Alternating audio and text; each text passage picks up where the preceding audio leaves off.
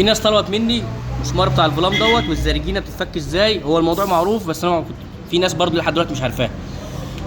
ده لقمه 14 هتفك اتجاه الفك تمام اللي هو شمال، هتفك كده المسمار اتفك معانا.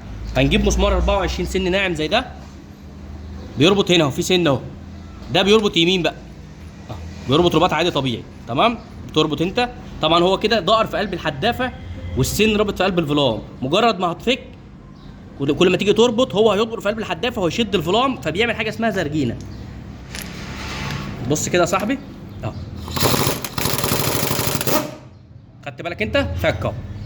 نفك المسمار كده الفلام فك اهو. دي كده ايه زرجينه. اهم حاجه لما تيجي تربط مسمار هنا تربط مسمار محترم يكون نوعه نظيف، يكون مسمار صلب عشان ما يبوظش السن الداخلي بتاع الايه المغناطيس او الفلام ده. سلام يا رجاله.